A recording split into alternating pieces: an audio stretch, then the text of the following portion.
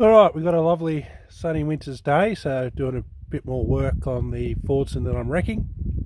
Perfect opportunity to show a few things as I pull it apart and sell the various parts. So today we're looking at the gear stick. A lot of people can have a problem with these, and it can be one of the weaker points of the whole gear system. So I'll open up. So there's 4 bolts, 2 on each side, which I've loosened off. Pull it up. Normally a gasket there as well. Now, as you can see, there's been a fair bit of corrosion in here. You can see there, that's the bottom of the gear stick itself. Bit of a knuckle on there. Should be a more rounded kind of, yeah, a little bit more rounded, but as you can see, it's heavily corroded. Move that out of the way. Now, that rod kind of goes into this knuckle here, and that's how you get your left, right, or first, second, third, back down for reverse. That has been heavily corroded, which is not great for moving parts, so that's why it's an important lesson to make sure all your seals are intact and your machine has oil in it.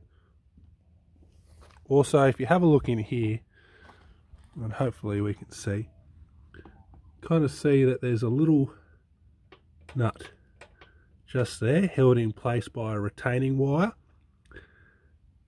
If you undo that, you can pull this whole bracket housing off here, and then you've just got the shaft going into the gearbox, and that's so that you can split the tractor, pull it straight off.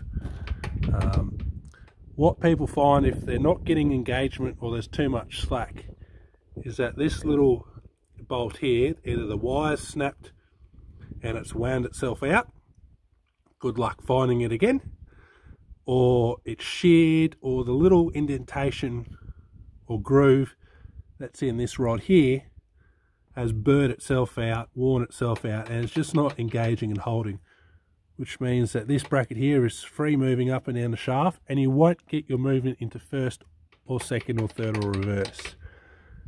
So when a lot of people have problems with the gear stick, 9 times out of 10 it's going to be to deal with this little bolt here. Unfortunately, if that's not it, it's probably going to be within the gearbox itself, and that's going to require a little bit more surgery than this, but hopefully that's going to be it. So, quick one today on the gear stick on a Fordson Major.